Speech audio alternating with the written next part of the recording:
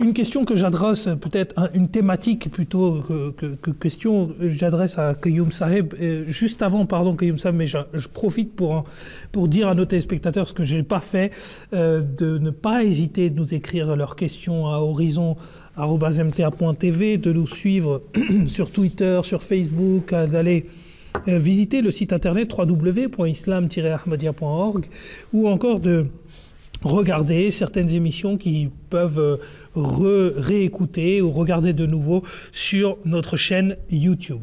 Ceci étant dit, donc je m'adresse à vous par rapport à cette nouvelle thématique. Alors c'est une thématique plus précise parce qu'on dit du saint prophète Mohammed sallallahu alayhi wa sallam qu'il aurait massacré à dessein l'armée quraishite à Badr au cours de la première bataille de l'islam, où les musulmans étaient numériquement inférieurs et on avait des non-musulmans qui étaient par milliers. Vous avez bien répondu à la question, quoi. La question, c'est vous qui l'avez répondu. Alors, comment dire que à 3 contre 1, les musulmans qui étaient à 1 et les autres, ils étaient à 3, ils ont massacré. Massacré, c'est quand vous décimez toute l'armée. Eh bien, sachez que les musulmans, ils étaient à 313 lors de cette première bataille. Ils étaient venus presque à contre-cœur dans cette bataille. Ils n'étaient même pas armés. Certains avaient des épées qui étaient en bois. Les musulmans, ils n'avaient que 2 chevaux dans cette bataille. Et ceux d'en face, ils avaient 100 chevaux. C'était des soldats aguerris, ceux qui étaient en face. Ce n'étaient pas des fermiers qui ne savaient pas se battre. C'était des gens qui s'étaient battus, qui étaient armés jusqu'aux dents, qui avaient des chameaux, qui étaient venus pour en découdre avec les musulmans. Eh bien, quelle était l'issue de cette bataille? On peut dire, quelle était la raison de cette bataille? Eh bien, le saint prophète Mohammed, paix soit lui, avant que ne commencent les hostilités, il était dans sa tente en train d'implorer Dieu et il était en larmes, à tel point que son calife, le premier calife, son compagnon bien-aimé, Abu Bakr, lui a dit: mais est-ce que Dieu ne t'a pas promis qu'on aura la victoire? Et qu'est-ce que le saint prophète disait dans sa prière en s'adressant au saint prophète? Il disait que si ces musulmans, ces 313 musulmans meurent aujourd'hui, eh bien sur terre, il n'y aura personne qui va t'adorer, ô mon Seigneur. Voilà ce qu'avait dit le saint prophète Mohammed, paix soit lui. Donc, la raison de cette bataille, c'était pour qu'il y ait des gens pour qu'ils adorent Dieu.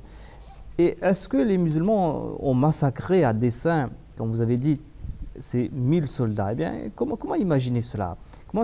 C'est vrai qu'il y a eu des pertes. Les musulmans, 14 musulmans ont été tués lors de cette bataille, et 70, mais quoi, ont été tués? Ben, ils étaient venus se battre. Eh bien, l'issue était incertaine et les musulmans ont remporté la victoire.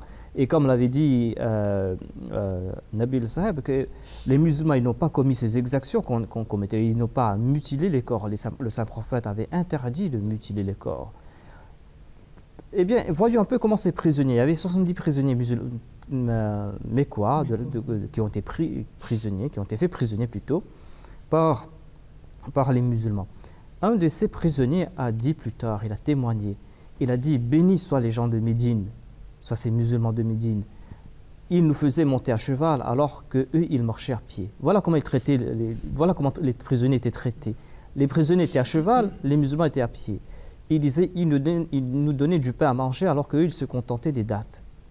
Voilà comment ils se sont comportés, ces musulmans, à l'égard de ces prisonniers.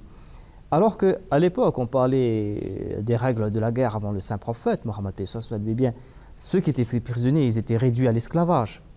Ou soit ils étaient tués, ils étaient mutilés, les femmes étaient réduites à l'esclavage, les hommes aussi. Eh bien, le saint prophète, Mohammed, lui, il a tout fait pour que les prisonniers soient libérés. Il a dit que ceux qui avaient les moyens, ils devaient payer une rançon, ceux qui avaient des moyens. Ceux qui n'avaient pas des moyens de payer une rançon, eh bien, s'ils savaient lire et écrire, quelle était leur rançon? C'était enseigner à lire et à écrire à 10 enfants musulmans. C'était ça leur rançon. Et ceux qui n'avaient pas du tout les moyens, eh bien, ils étaient libérés. Et nombre de ceux qui étaient prisonniers à l'époque de Badr, eh bien, plus tard, en voyant le comportement des musulmans, quand ils sont partis à la Mecque, eh bien, plus tard, ils ont accepté l'islam, rien qu'en voyant comment s'était comporté le saint prophète et ses compagnons.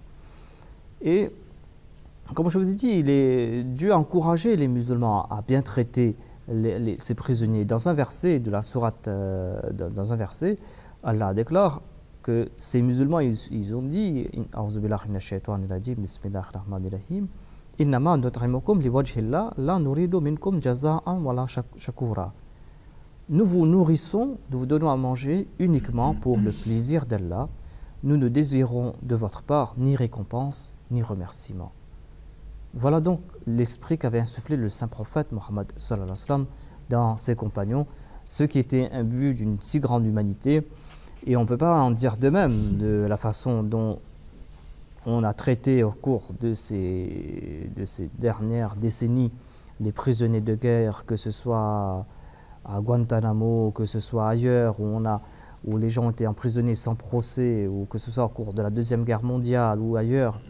Eh bien, voyez un peu l'humanité qu'a fait naître le saint prophète Mohammed en ces personnes. Comme vous avez dit, le Messie premier, alayhi salam, le fondateur de la communauté musulmane Ahmadiyya, il avait déclaré que le plus grand miracle qu'a accompli le saint prophète, c'est qu'il a fait sortir ces gens qui étaient dans la barbarie pour en faire des hommes, et de ces hommes, il en a fait des êtres spirituels, des hommes de Dieu.